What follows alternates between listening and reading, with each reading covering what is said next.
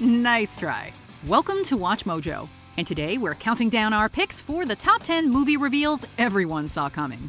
For this list, we're looking at predictable surprise scenes or revelations in movies from 2000 onwards. Guess we don't actually need to say spoiler alert. Number 10. Mysterio is actually a villain. Spider-Man: Far From Home. Quentin Beck has always been a bad guy, and when Jake Gyllenhaal's take on the character was heavily promoted by Marvel as the webhead's new ally, people cottoned on unsurprisingly quickly. Welcome to the Avengers.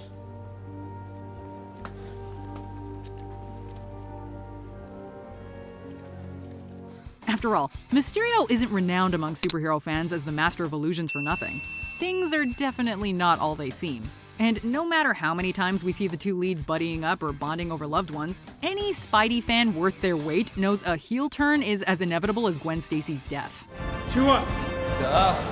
To Mysterio! To Mysterio! To his credit, Gyllenhaal does a stellar job playing a supportive mentor to Spidey. So the reveal of his sociopathic true self was all the more dramatic for poor Peter. I am Spider-Man, and I've really messed up.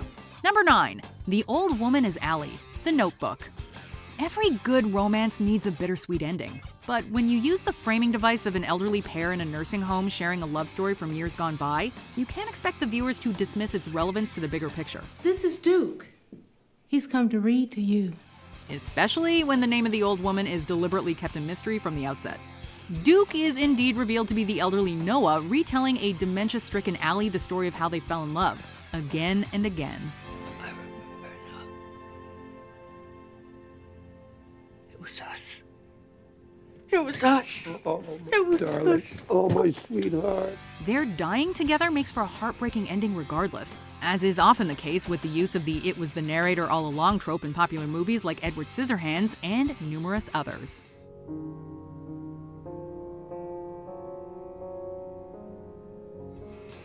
Number 8. Jim Carrey wrote the book, The Number 23.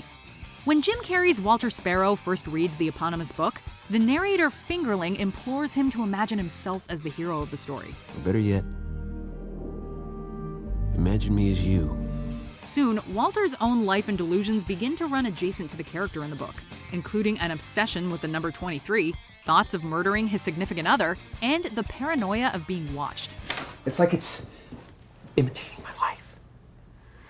You can't be serious. We are given little to no information about the author of the book, credited under the obvious pseudonym Topsy Kretz, and the film does most of the work for the viewer by using Walter in the Fingerling scenes, along with Walter's wife and doctor as the supporting characters. When the reveal finally comes, it feels like we've already beaten him to the finish line.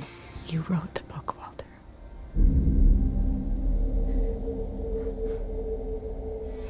Number 7. Jim Gordon doesn't die, The Dark Knight. He's one of the Caped Crusader's greatest allies and most accurate moral compasses. Some would even call him his best friend. But halfway into Christopher Nolan's second Batman installment, Jim Gordon seemingly perishes at the hands of the Joker.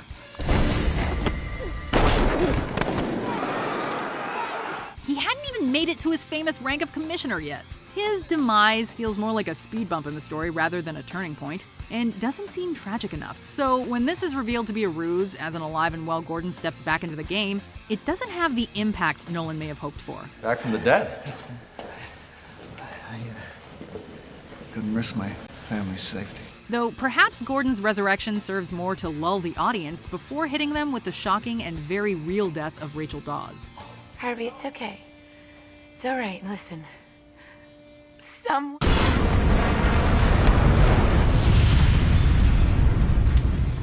Number 6. Dr. Gordon turns out to be Jigsaw's accomplice. Saw, the final chapter. Speaking of undead Gordons, Dr. Lawrence Gordon is one of the two first victims we see in the Saw franchise, making his debut chained up in the bathroom with Adam. What's going on here? My name is Lawrence Gordon. I'm a doctor. I just woke up here, just like you. At the climax of the first movie, the good doctor is last seen escaping Jigsaw's first trap by sawing his own foot off and fleeing the bathroom to find help, never to be seen or heard from again for the next 5 installments.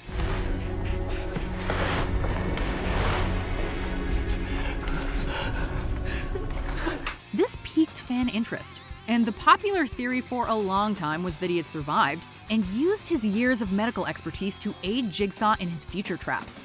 And coupled with his sinister introduction in Saw 3D, this is indeed revealed to be the case by the film's conclusion. Game over.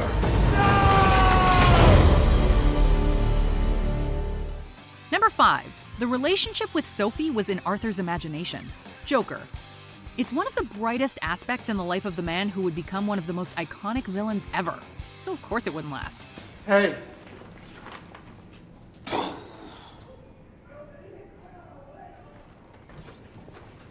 Throughout the movie, Arthur's well-meaning neighbor is extremely casual about his erratic behavior, including stalking her and later coming into her apartment covered in clown makeup and blood for a booty call. Coupled with Arthur's established loose grip on sanity and the lack of her daughter's presence in their later encounters, it practically spells it out for us. Oh my God. What are you doing in here? It couldn't have gone any other way. Arthur's entire arc is defined by his suffering and belittlement, and the presence of a positive female influence in his life would have buffered or undermined his inevitable downfall.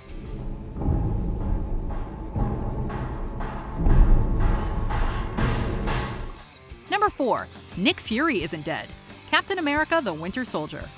Samuel L. Jackson has been killed by raptors, sharks, and Sith Lords, but death by comic book assassins was the one we doubted. See, it's stuff like this that gives me trust issues. Though the Marvel star seemingly perishes not even halfway into Cap's second solo outing, the trailers gave away a shot of a beaten up and injured Fury recovering from an attack. About damn time. This should really have been left on the cutting room floor, especially considering the movie's core focus is Cap and Black Widow's attempts to take down a corrupted S.H.I.E.L.D., with their valued leader unable to help them. Fury is infamously deceptive, and there even is a small clue when big bad Alexander Pierce implies in passing to Rogers that even Fury cannot be trusted. He told me not to trust anyone. I wonder if that included him. Number 3. Benedict Cumberbatch is Khan. Star Trek Into Darkness. Who are you?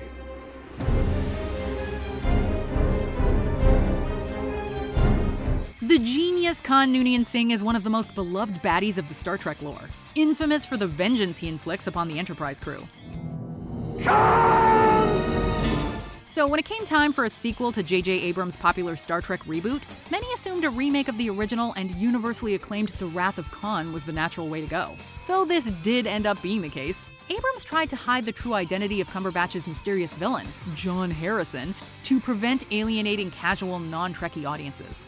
My name is Khan. Regardless, the rumor refused to go away no matter how hard he pushed against it. So, when the reveal finally comes, it simply feels obvious and underwhelming. You betrayed us. Oh, you are smart, Mr. Spock. Spock, don't... Number 2. Marcus is actually a cyborg. Terminator Salvation. Sam Worthington's Marcus Wright was a Terminator all along. It could have made for a surprising and inventive mid-movie reveal. However, the twist is spoiled right off the bat when scenes of Metal Marcus were shown in the film's first trailer. Granted, this is one twist that could have been pieced together by an observant few, considering the movie starts in the present day with death row inmate Marcus signing his body to none other than Cyberdyne Systems. But thanks to the trailer, the foreshadowing becomes simple exposition instead. It's an indisputable flub on the part of the marketing team, and one they clearly didn't learn from by the time the next installment rolled around, and they did it all over again.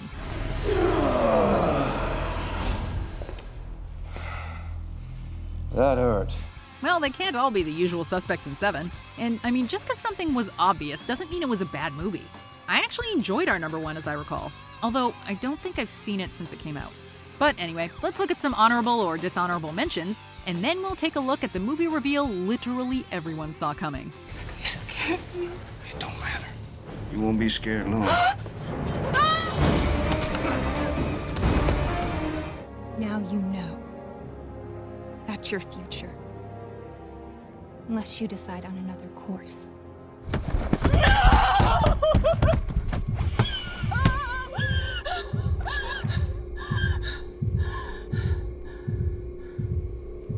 Don't let the bed bugs bite.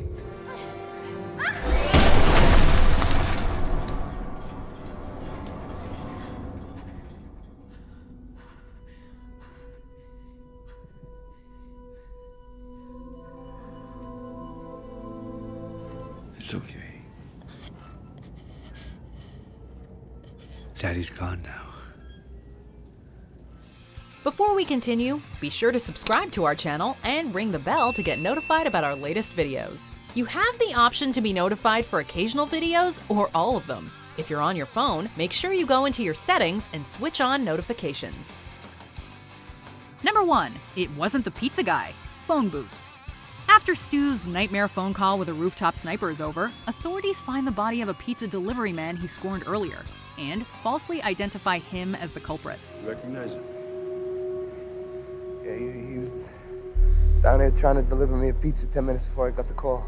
But anyone who was paying attention at the start will know this Pizza Patsy's New York accent doesn't even closely resemble Kiefer Sutherland's velvety smooth voice we've been listening to throughout this masterpiece of tension.